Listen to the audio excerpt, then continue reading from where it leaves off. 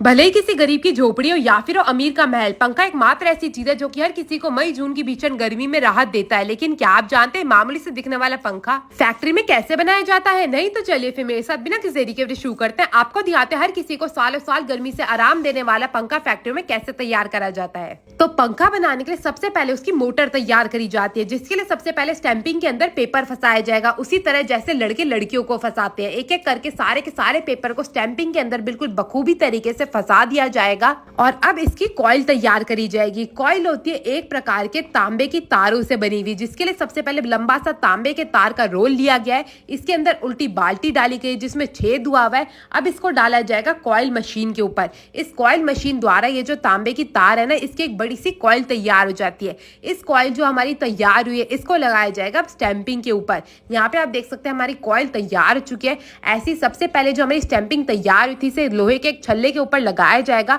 उसके बाद ये जो हमारी तार तैयार हुई थी, मतलब जो हमारी कॉइल तैयार हुई थी, उसको भी पेपर में फंसा के ये जो हमारी स्टैंपिंग थी ना, इसके ऊपर दोनों तरफ से बिल्कुल बखूबी तरीके से लगा दिया जाएगा। और तार के दोनों सिरे जो होते हैं उनको इस कॉइल में से निकाल के अलग से बाहर रख दिया जाएगा। अब ये जो हमारी स्टैंपिंग है, इस पे कॉइल लग के बिल्कुल बढ़िया तरीके से तैयार चुकी है। अब पेपर टेप से जो हमारी दो तरफ की कॉइल है उसे बिल्कुल बढ़िया तरीके से ढक दिया जाएगा। और उसके बाद जो है इसको सिलाई का कार्यक्रम शुरू करा जाएगा। यहाँ पे आप देख सकते हैं एक एक करके चारों तरफ से इसे सिला जा रहा है, ताकि एक भी जो तांबे का तार है वो बिल्कुल भी बाहर ना निकल के आ सके। अब ये जो हमारी तारें निकल के तैयार हुई थी तांबे की, इसको डाला जाए बिल्कुल पतली सी पाइप के अंदर, ताकि इनमें बिल्कुल भी जंग ना लग सके। और इन्हें जोड़ दिया जाएगा हमारी प्लास्टिक की नॉर्मल तारों से। जो नीली वाली तार होती है वो मेन तार होती है, लाल वाली तार उल्टा घुमाने के लिए होती है, और जो काली तार होती है वो होता है पंखे को बखूबी तरीके से चलाने के लिए। इसको भी बिल्कुल अच्छे से सिलाई करके डाला जाएगा मशीन के अंदर। ये होती है हैंड प्रेस वाली मशीन, जिससे आकार दिया जाता है। तो बिल्कुल बराबरी का आकार देने के बाद इसकी फिटिंग चेक करी जाएगी। दोनों तारों को जांचा जाएगा कि अच्छे से मोटर जो है काम कर भी रही है या नहीं। अब जो हमारी मोटरों की फिटिंग है वो तो हो चुकी है, मगर अब बारी आ जाती है लेकर लगाने की, ताकि जो हमारी मोटर है उस पर जंग ना लग सके और जो आपका पंखा है वो सालों साल तक चल सके। तो अच्छे से लेकर लगाने के बाद इसे 2 घंटे तक ऐसी सूखने के लिए छोड़ दिया जाएगा। और जैसे ही हमारी जो मोटर है वो सूख के तैयार हो जाएगी, उस पर लगाई जाएगी रिंग, जिसके लिए हैंड प्रेस मशीन की सहायता ली जाती है। तो सबसे पहले मोटर को इसके अंदर रख दिया जाता है, उसके बाद लगाई जाती है रिंग। अब रिंग को फिट करने के लिए इसे डाला जाता है हैंड प्रेस मशीन के अंदर, ताकि जो रिंग है वो बिल्कुल अच्छे से मोटर से जुड़ के तैयार हो सके। यहाँ पे अब हमारी रिंग भी अच्छे से लग के तैयार चुकी है। अब अंदर से इसे बिल्कुल सपाट करने के लिए इसे डाला जाता है मशीन के अंदर। इस मशीन का काम होता है इसका जो अंदर का भाग है उसे सपाट करने का।